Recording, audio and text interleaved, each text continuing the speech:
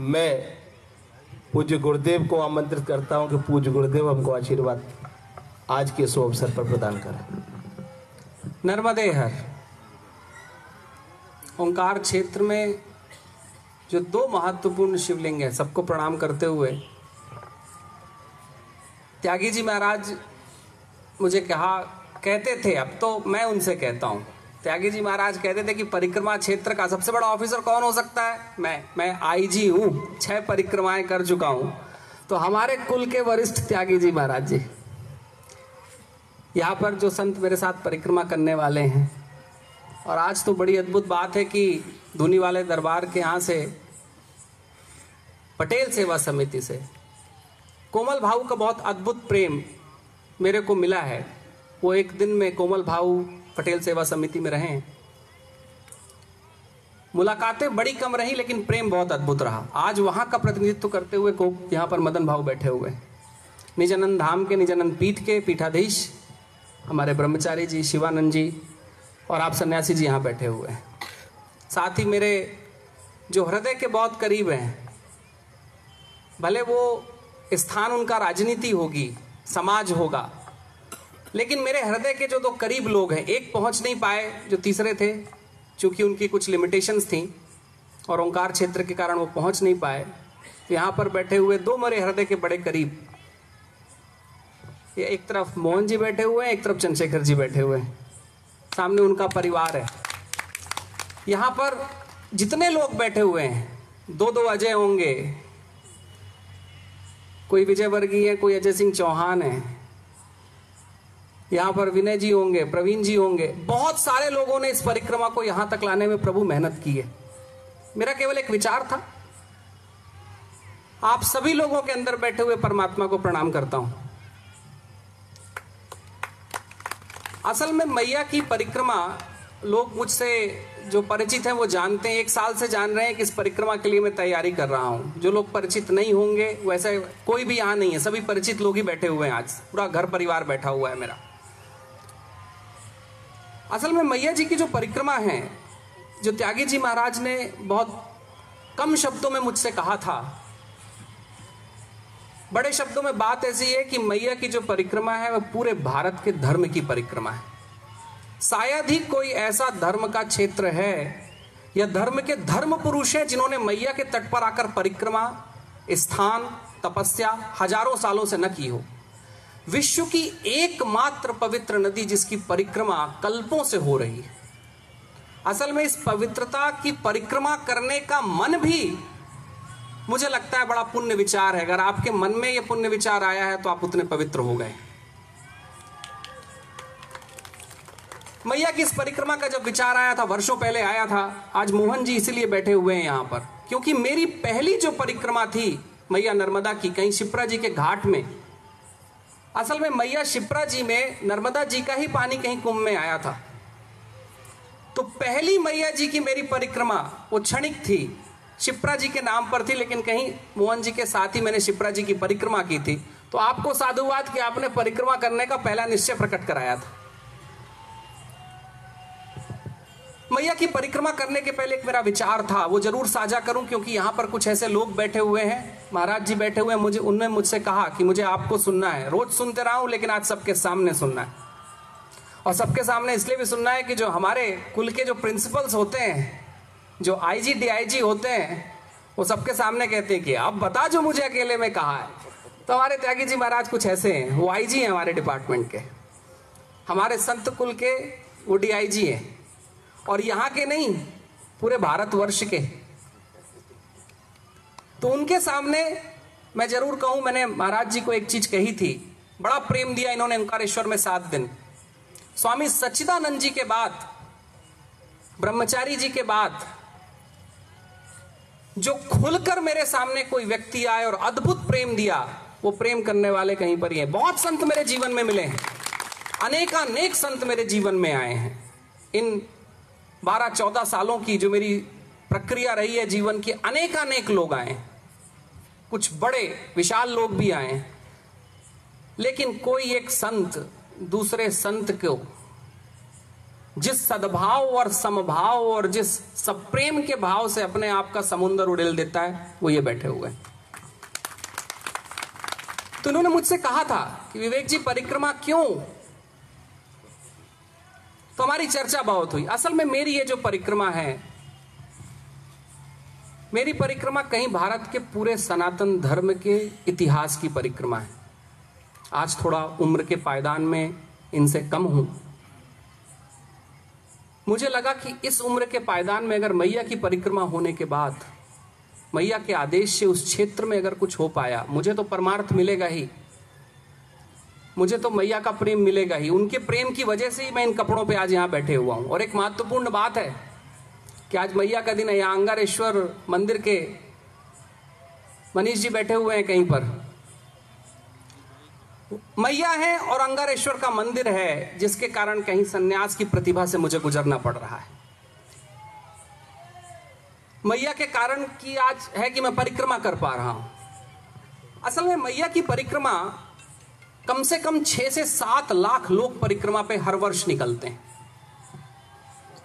3 लाख का सर्टिफिकेट में से मुझे लगता है कि 1.5 लाख के सर्टिफिकेट तो प्रभु जी बनाते हैं। 1.5 लाख लोगों के सर्टिफिकेट इनके कहीं आश्रम से निकलकर जाते होंगे। और यहां से लेकर भरूच तक और भरूच से लेकर अमरकंटक तक महाराज जी के नाम से कई भंडारों पर कई लोगों को अन्न मिल जाता है। लेकिन मैया की परिक्रमा में आज जो सबसे बड़ी बाधा है, वो बाधा यह है कि अगर हम परिक्रमा करने के लिए निकलते हैं तो उचित स्थान हमारे लिए नहीं है, रुकने के लिए उचित व्यवस्था नहीं है। कहीं पर ऐसा है कि मैया का परिक्रमा पथ अभी तक क्लियर नहीं है। जहां गौरी शंकर महाराज जी ने परिक्रमा की, जहां धूनी वाले दादाजी ने अपना वैभव दिखाया, जहां पर देश के सनकादि मनुष्यों ने परिक्रमा आकर की, राम जी आए, कृष्ण जी आए, हनुमान जी आए, इतने वैभव की नदी में आज परिक्रमा वासियों के लिए रहने का स्थान न होना, मुझे लगता है कि कहीं धर्म क्षेत्र की कोई कमी रह गई है। ये कमी मेरे कुल की होगी। मुझे लगा कि मैया का एक आशीर्वाद मिले कि इस कुल की परंपरा से इन वरिष्ठों का आशीर्वाद लेते हुए परिक्रमा करूं, मैया का आशीर्वाद लूं। लेकिन जो बहुत सारी बातें मैया के क्षेत्र में हैं, उनके प्रति भी कहीं लौट कर आकर आप सबसे चर्चा कर सकूं, मेरे भक्तों को बता सकूं, वहां पर कुछ काम ऐसे हो सके। मैया की परिक्रमा करने में आज हम जैसी शुद्ध जल को देख रहे हैं। एक बहुत बड़ी बात मैया के पूरे क्षेत्र में है कि मैया कहीं ग्लेशियर से नहीं निकल रही हैं। मैया अमरकंटक में कहीं उन छोटे छोटे पहाड़ों से निकल रही हैं, उन पेड़ों से निकल रही हैं। वहां कहीं जल रहता है जहां से जल मैया में आता है। लगा कि मैया की परिक्रमा करते करते, भगवान को और स्पर्श करते करते कहीं मैया के जल प्रवाह कैसे बना रहे, उसके बारे में जरूर हम संत समाज का चिंतन होना चाहिए। हम परिक्रमा करके कहीं पर आरती पूजा करके ठहर न जाएं, उसके आगे की कोई संकल्प हम निश्चित कर सकें। बहुत पुराने तीर्थ है मैया के क्षेत्र में। उन तीर्थों के बारे में भारत कहीं भूल चुका, जहां पर राम जी आके पूजा करके गए थे, हनुमान जी पूजा करके गए थे, जहां कृष्ण की पत्नियों ने आकर पूजा की थी, जहां पर वल्लभाचार्य जी आए थे। अनेक अनेक स्थान है, हमको कुछ पता नहीं है, स्थानीय लोगों को थोड़ा मोड़ा पता है। मेरी कल्पना है, मैंने एक मैप तैयार कर लिया है परिक्रमा के बाद उन सारे तीर्थों को सबके सामने रखना, कि हम जाकर वहां पूजा कर सके। नहीं तो होगा ये कि हमारा सनातन इतिहास कहीं भुला दिया जाएगा। मैया की परिक्रमा में एक बड़ी बात जो मैंने स्वामी जी को कही थी, मैंने कही थी कि मैं परिक्रमा करूंगा, मैया का पूरा आशीर्वाद लूंगा, लेकिन परिक्रमा क्षेत्र को छोड़ूंगा नहीं। और घटना आज कुछ ऐसी हुई कि आज सुबह ही एक मेरे भक्त आते हैं और मुझे कहते हैं कि विवेक जी, कहीं पर एक ऐसी बात आई है कि मैया के घाट के आसपास कोई जमीन दिख रही है। मैंने बोला बिल्कुल ब्लॉक कर दीजिए, मैया ने, मैंने कल मैया को बोला है और आज उसकी बात हो गई। तो परिक्रमा क्षेत्र को छोड़ूंगा नहीं। मेरी एक आशा है कि इस वैभव की, मैया की, जिसने आदि शंकराचार्य जी को रचा, और आदि शंकराचार्य जी को रचा तो पूरे भारत को रचा। आप आज जो भी स्रोत पढ़ते हैं अपने मंदिरों में पूजा पाठ के लिए, वो सब आदि शंकराचार्य के हैं। तो लगा कि परिक्रमा क्षेत्र को कभी छोड़ू नहीं, ये परिक्रमा करके आऊं, मैया का टूट आशीर्वाद मिले। उस आशीर्वाद के साथ साथ परिक्रमा क्षेत्र के लिए कुछ काम आप सबके साथ मिलके कर सकूं। आशा है कि जो बड़े बड़े काम मुझे स्वामी जी ने दे के रखे हैं, हमारे कुल के आईजी ने, वो सारे काम मैं कर पाऊँ। कल निकलूंगा, 6 महीने बाद सारे लोगों से मेरी मुलाकात होगी जो मेरे तक घाटों तक नहीं पहुंच पाएंगे। इन 6 महीनों में एक कल्पना जरूर की है कि लौट के आने के बाद कहीं ऐसा हो कि आप लोग 10-10, 15-15 किलोमीटर मैया के घाटों पर चल सकें। मुझे लगता है जिसने 15 किलोमीटर भी मैया के घाटों पर चल लिया, उसने अद्वितीय आशीर्वाद प्राप्त कर लिया। शायद ही वो कोई मैया का किनारा है जहां कोई युग पुरुष नहीं चला है, कोई भगवान नहीं चला है, कोई आदित्य नहीं चला है, कोई देव नहीं चला है, कोई गंधर्व नहीं चला है, कहीं किसी देव ने प्रार्थना न की हो, ऐसा कोई घाट नहीं है।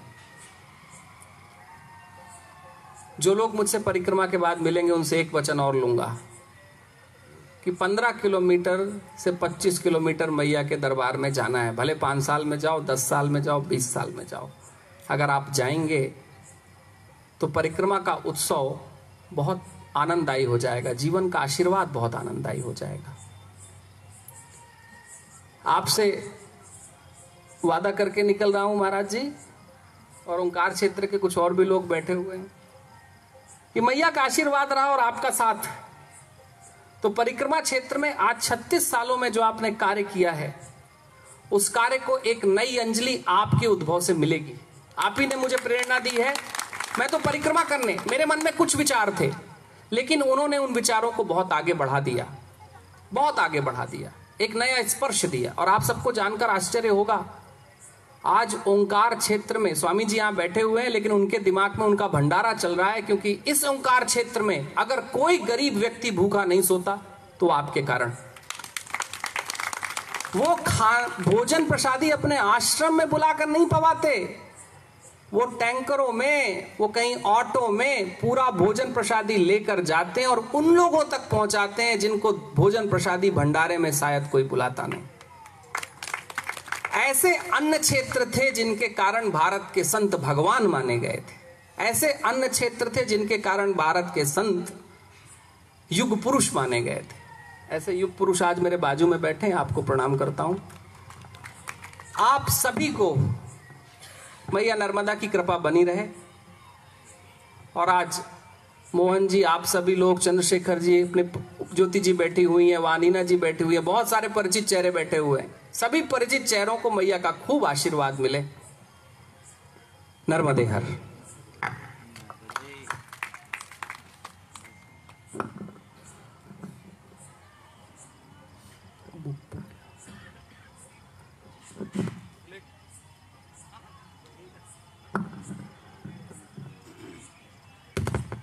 असल में मेरा ध्यान बहुत कुछ उद्घाटनों में नहीं रहता, इसलिए रह जाती है चीजें। नर्मदाष्टक को मैंने हिंदी और अंग्रेजी में ट्रांसलेट किया है, क्योंकि नर्मदाष्टक पढ़ा तो बहुत जाता है, लेकिन कुछ संतों को छोड़कर मुझे नहीं लगता कि बहुत किसी को कुछ पता है, उसके अर्थ पता है। तो परिक्रमा के पहले हिंदी और अंग्रेजी में उसका ट्रांसलेशन किया है। आज मैया के सामने हम सब उसको अर्पित करेंगे। अब जो लोग नर्मदाष्टक पढ़ते हैं उसका मतलब निकाल कर पढ़ेंगे तो नर्मदाष्टक का अर्थ बहुत बढ़ जाएगा। और यही वो पहला स्रोत था जिसको आदि शंकराचार्य ने रचा था, यही पहला स्रोत था। और इससे बड़े महात्मा का स्रोत तो कोई है नहीं। तो जो लोग आज यहाँ पर बैठे हुए हैं, एक चीज तो करें, अगर रोज ना पढ़ सकें तो एक प्रार्थना मैया से करें कि रोज नहीं कर पाएंगे तो एक दिन मैया का जल यहां से लेकर जाएंगे और हाथ में लेकर नर्मदाष्टक पढ़ेंगे। और मैं आपको कहता हूं कि जो व्यक्ति उस मैया के जल को लेकर नर्मदाष्टक पढ़ेगा और 1 साल बाद मुझे आप मिलिएगा और आपके जीवन में अगर कोई परिवर्तन नहीं हुआ होगा तो आप कहिएगा आके मैं मैया के घाट में उनसे फिर झगड़ूंगा, क्योंकि वो तो मेरी मां है। नर्मदाष्टक पढ़िए, जीवन में अद्वितीय परिवर्तन होता है। उससे बड़ी भगवान की ऊर्जा और नर्मदा के जी के क्षेत्र में तो नहीं है। तो मैया जी के चरणों में आपके हाथों से नर्मदाष्टक का अर्पण हो तो यात्रा सफल। सबको एक कॉपी दे दीजिएगा।